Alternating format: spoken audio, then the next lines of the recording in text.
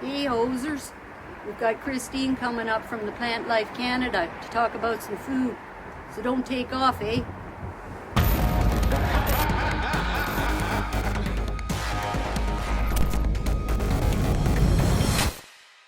Hi everyone, and welcome to Calling All Vegans. I'm Sue Spar. This is my friend and co-host, Alec Bosset. Hi everybody, thanks for tuning in. So, who likes eating? Yep, me too. I'm what you might call a gourmand. But who likes cooking, especially if it's complicated, expensive, the ingredients are difficult to find, and the end result winds up a flop? Yeah, me neither. Nobody. That'd be me. But our guest makes sure that the recipes she shares are tasty, inexpensive, healthy, or at least healthier than their animal-based counterparts, and simple to make. You can catch her YouTube live cooking demos every Wednesday at 4:45 p.m. Eastern Standard Time. So tie on your apron, grab your wooden spoon, and prepare to have a good laugh with this gal who's helping people go vegan one delicious meal at a time. Please welcome Christine Small of the Plant Life Canada to Calling All Vegans. Yay! Hi. Living room. How's that, huh? Yep. It's very small. I can probably touch the other side of the room pretty easily. And your last name is Small. So isn't that fun? Full of jokes, that one. Yeah. Now, before we get started, I first wanted to determine whether you are truly Canadian. So what's a Nanaimo bar? Oh, Nanaimo bars are delicious. So it's the coconut chocolate base, and then the middle, which traditionally is just like that yellow color, but sometimes they do mint, and then melted chocolate on top. I don't want the mint, but my husband's a mint guy. I like the mint. I like the mint. That's okay. Now, which is biggest, a Mickey, a 26er, or a 40? A 40. Okay. What's a winter hat called? Toque. What is a 2-4? A case of beer. That's right. What does double mean but veganized? 2 doses of plant-based milk. There you go. And sugar, actually, sorry. Sugar. I got that one wrong. I swear I'm Canadian. I got that one wrong. Yeah. It's okay. We'll decide if we're going to continue with the interview based on the following. What is Canada's national coffee company called? Tim Hortons? Yes. What is poutine made from? Potatoes and gravy and cheese, vegan cheese. That's right. I did a cooking demo for the Poutine a couple weeks ago. I know you did, and I guessed what it was going to be before. What's a dart? A cigarette. Yep. Just a couple more. When calling someone buddy, is it positive, negative, or can it be both? Both. That's right. Depends on the tone, I think. Exactly. Absolutely. Is it my buddy here or buddy over there? Right? Yeah. Or buddy. Yeah. Okay. I don't even need to go on. I mean, There's so many nuances in buddy, we could have a whole video on that. Exactly. Okay. We can continue on then. You're good. Thanks. I passed? Yes, you did. Awesome.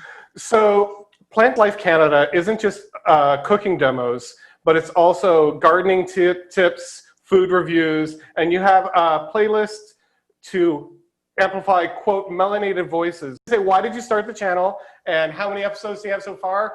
I started it when I went vegan about 4 years ago, because I think I at first had this dream of going viral, but I really just wanted to make people realize that going vegan and being vegan is so easy. People think it's this insurmountable thing, and it's really, when I went vegan, it was so easy to get used to, and I got used to it very quickly.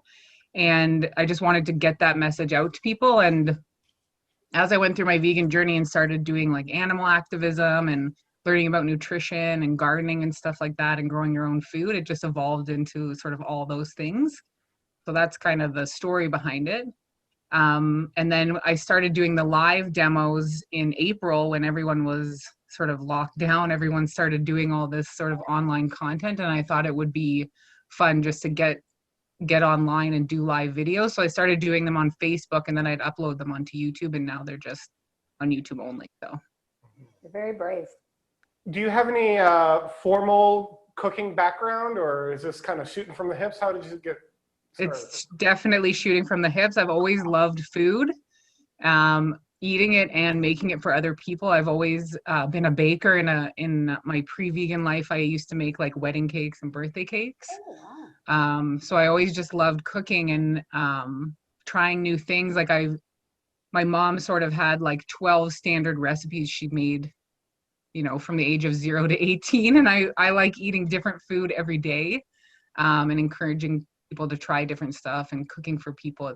It's just a joy. Like food is a joy. So it just evolved from that. And then, you know, you cook enough, and you know, take a few courses, and you know, read some cookbooks and stuff, and then you just get really good at doing that stuff. So Yeah, you're good. Well, I come from that world too, where I know what we were having on Monday night, Tuesday night, Wednesday. There was no like variant. leftovers on Friday night, like all in one bowl or something. Yeah. We were always very excited when we got Kentucky Fried Chicken. I hate to say, when we got that. Yeah, something different. That was another life. Now, your dad, Mark, is a frequent flyer who tunes into your show. Is he vegan or just a pre-vegan? He's on the side of my family that is more pro-vegan than anything. And he's like, I don't like to give shades of veganism because you're vegan or you're not vegan, but he's like 99% there. Getting there. And it's always he's always willing to converse about it. And when I eat with that side of my family, we just eat vegan food and it's not an issue.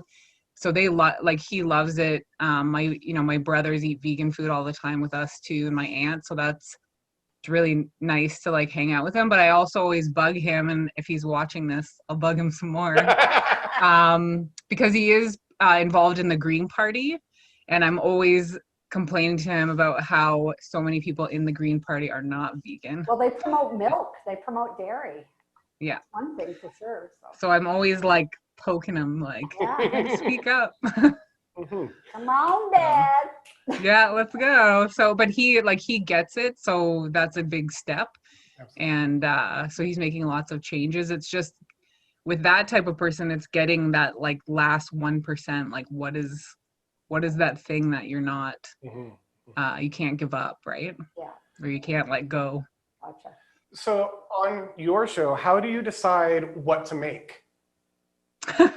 Usually it's like, so I meal plan every week. And so usually it's like between like, what do me and my partner want to eat and what is going to take less than 20 minutes to make live on camera. So some of my recipes are delicious, but nobody wants to sit around for like 30 minutes and watch me chop vegetables and cook them. So maybe some people, I don't know, but not very many. Nobody I want to know. Yeah. So it's about quickness, and lately I've been on a bit of like a health cook kick, trying to lose a bit of weight or like become healthier and no oil and stuff like that. So that factors in too, is like, is this a good meal for me to eat today? But I made poutine a couple weeks ago and it was just fine. So you can get away with anything, really. So do you have your favorite dish so far? That's a hard question. I like eating everything. I would say anything with mushrooms. I love mushrooms. My partner doesn't, so sometimes I even just cook a big whack of mushrooms on the side and like throw it on top of my meal. So actually tonight I'm making mushroom stroganoff. That's a good favorite of mine because it's so comforting. Kind of hard to pick the mushrooms out of that one, huh? Yeah, he'll eat it like when it's all mixed with, you know, like your cashew sour cream and it's got lots of black pepper or whatever. I think he gets over it. Yummy. So anything like that is delicious, and any kind of soup's always been my favorite. So then what would you say is the easiest dish that you've done so far and the hardest dish that you've done so far? The hardest one would be, I haven't perfected any seitan recipes. So, you know, I tried a couple of sort of faux seitan, like chicken leg recipes that turned out okay, but they're just time consuming, right, to get the seitan right. The easiest stuff, probably we cook it, or we don't cook it, actually, we make it every week, is like the fresh rolls in the rice paper. Because you can just basically clean out your fridge and wrap it in rice paper and eat it. So that's probably the easiest one. Like once you get used to like wrapping the rice paper. So that would probably be the easiest one. Ooh, you sound like you might be able to do sushi or something too. Yeah, we were supposed to make sushi last week. So I know that who do you use for guinea pigs for your recipes isn't very veganly to say. So let's instead say, who are your taste testers besides yourself? Just my partner, probably. Especially this year, he's the only one around. But I have like a lot of my friends come over or used to come over more regularly, and I'd cook for them. So it's always nice. It's always nice when a non-vegan comes over because at least they're eating that one meal vegan. That's right. So anytime I have a chance to cook for somebody and they're willing to try some cool vegan food, I love that. I love that opportunity. And when you've got your non-vegan friend comes over and they say, I really liked it, it just gives more affirmation that you're doing something right, huh? Yeah, exactly. So I love that. And one of the places I volunteer for, we used to do monthly potlucks. And it was always cool when you'd have like a couple of non-vegans show up, because then they would talk with everybody else that was vegan and try the food and like get to have these organic conversations with people that were just like them, but vegan. And that was so cool when that was going on. Yeah. I really miss that. Very satisfying too when they're like, oh, this is good, Yeah. Yeah. And then you're like, I think that's the challenge is people are like, well, what am I going to eat? It's going to taste gross. And if you can break that barrier and like, they always say like the way to someone's heart is through their stomach, and that's true.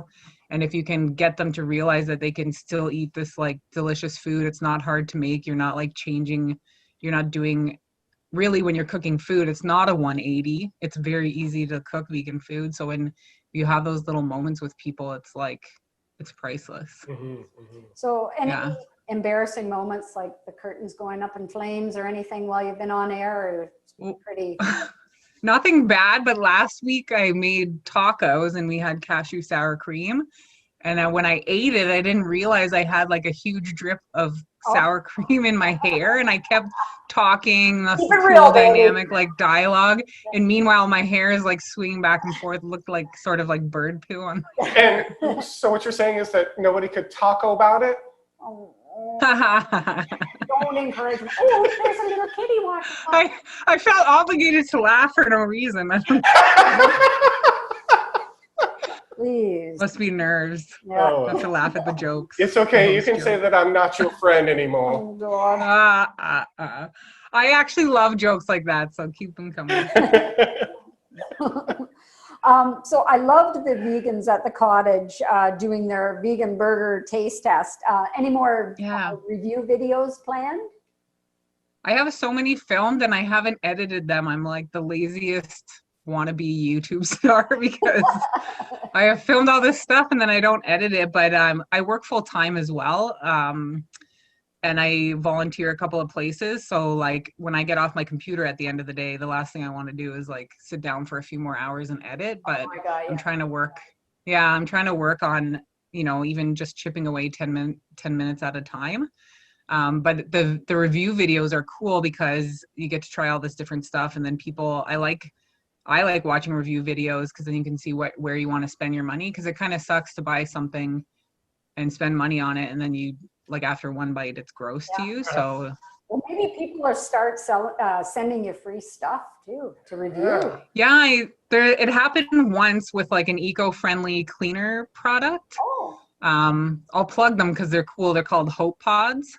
So I did a little live video and then they sent me a different product to try out as well, and they're like amazing. Like they're little cleaners that come in these little tiny square packages, and you put it in water in a reusable spray bottle, and then the whole package dissolves in water.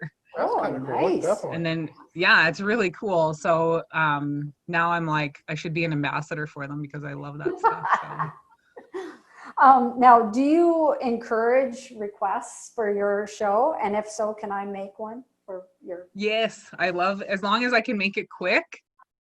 Well, I want to make two actually, because I'm not really a sweets fan, but I do love butter tarts, and I've had butter tarts from Vegan Danish Bakery. They are spot on what I remember, but I'm a dip fiend, so I want a nice creamy spinach dip. Ooh, I could do the spinach dip. The butter tarts might be like an hour and a half long video. Butter tarts are like a family tradition, so I've always wanted to like perfect that recipe and then like bring it to a family gathering and be like, Oh, see, yeah. Well, they're I vegan blew and my delicious. family away. I brought Vegan Danish Bakery butter tarts to Nice. a family get together, and they were just demolishing them. So Yeah. That's the problem when you bring vegan food somewhere, like everyone loves it, eats it all, and then you don't get it. yeah, I know. I could eat. That's a good problem to fast for one day because everyone Yeah. has enjoyed your food. Do you have any plans on making like a traditional printed cookbook or anything? That's in my mind because I think I have a lot of like original stuff that I could put in it. It's finding the time to do that. But again, it's one of those things you just have to chip away at it every 10 minutes. But that would be awesome because they have some really great programs. You can make ebooks very easily. So it's in the back of the noggin somewhere. And is there anything that you've learned while doing the show? I think the biggest thing I've learned is just to not like stress out about it, because there's been a bunch of times where I was testing out new cameras and like my audio was messed up and all that stuff. And I think I remember a couple of times getting super frustrated, but in the end, like it doesn't really matter. The video ends. It's a live video. People will, no one's going to remember forever that my audio screwed up on like episode 20, so just to like wing it and just like do it and just get it out there. Right. That's a very good a life tip there. Life hacks. Yeah. I'm all about that. Now, is there anyone you would love to collaborate with or have on as a guest if you ever got to that point? Anybody. Oh, okay.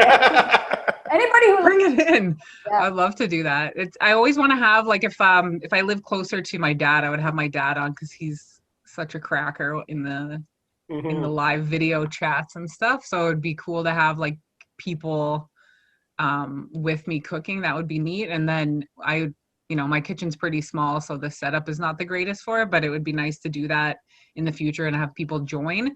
Or a friend of mine, her and I are always, this is my friend Jess in Windsor, I'll give her a little shout out, but she's vegan, has 4 kids, they're all vegan, she's great, and we've always come up with these crazy business ideas. So one idea we had was like a co-hosted like drunken cooking show. And I would love to do that. It has been done. Back in the day, there used to be this nutcase called the Galloping Gourmet, Graham Carr, and he would be as he's making the food. But not veganized. So now we just need to veganize. That's what it I now. mean. That's the niche. He was, he was hot. Not him hot, but the show was hot back in the day. So you're onto something. Oh, I'll have to check that out. You mentioned earlier that you had a number of your family members do enjoy your vegan products and your vegan dishes. Have you swayed anyone to fully adopt a plant-based diet? Not in my family, but there's people that I've met along the way who have either tried, like my family has tried it out, like that side of my family is, I'm sure very much influenced by me being around and making them eat certain things. But there's a lot of people along the way of places I volunteered or coworkers or whatever that have started talking to me about it. And sometimes, like, I'm sure you guys as well, or you folks as well, have like come across people that'll come out of the woodwork. The least expected person you ever thought of would start asking you about that stuff. So I've had several incidents in the past 4 years where that's happened, and it's so cool when that happens because it feels so good, doesn't it? It ripples out, right? Like I don't know if there's a couple people that might be like 100% vegan and have stayed vegan, but there's been a ton of like progress with tons of people in my life. So it's awesome. So good job.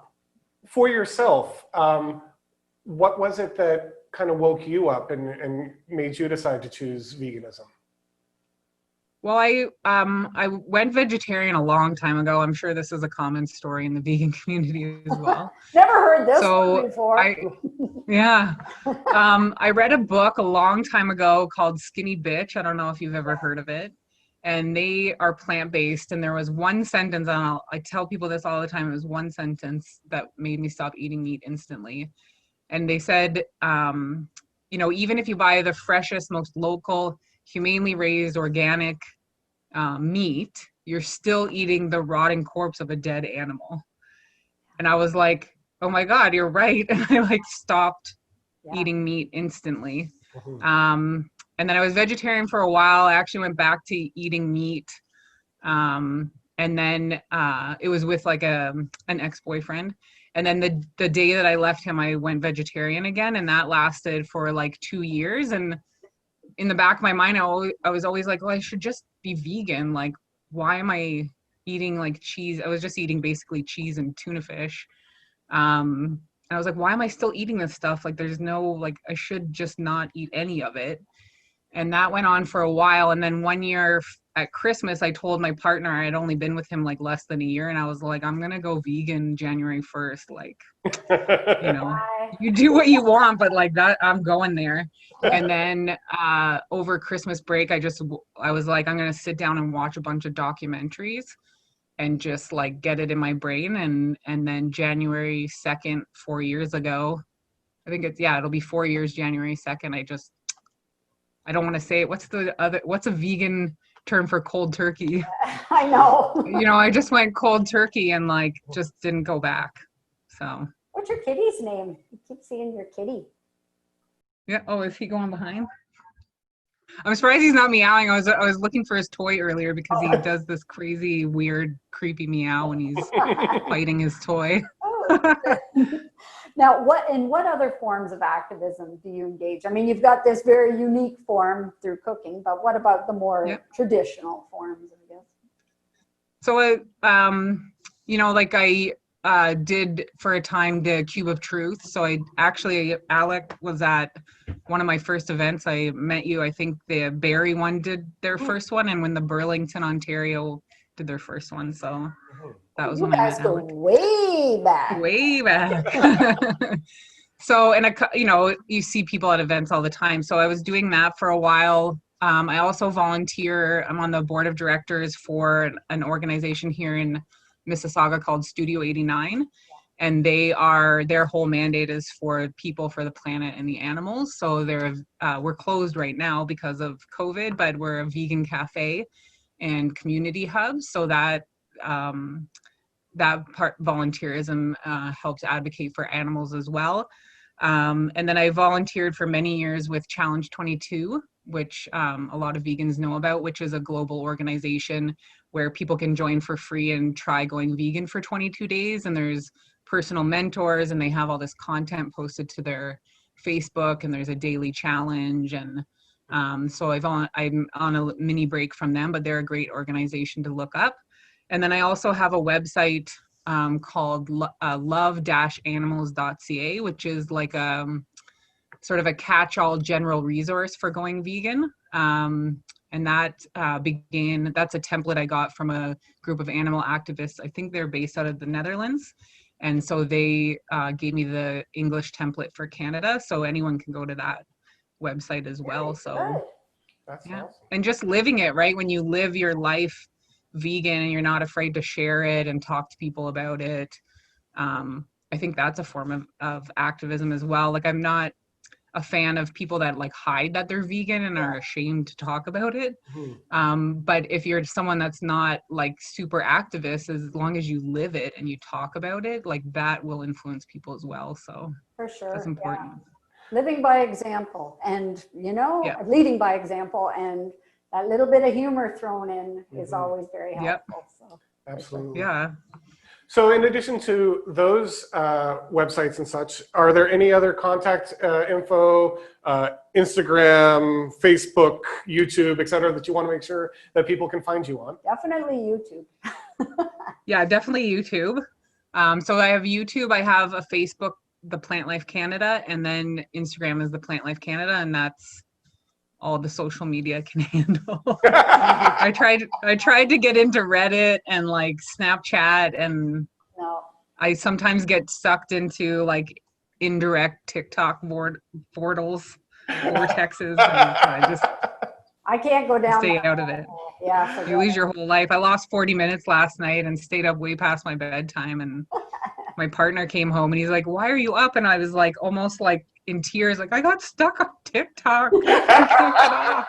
Curse you, TikTok. Maybe it's a good Yeah, like thing you that just get sucked in. it must So be a bad. good thing then that Trump is trying to get rid of it, huh? Let's see. You know, honestly, I would never say this otherwise, but I could do with less TikTok. Yeah, that's right. That's the only thing we'll give Don. That's all he gets from us. Yeah. We won't even give him that. That's our idea before he came along, I'm sure.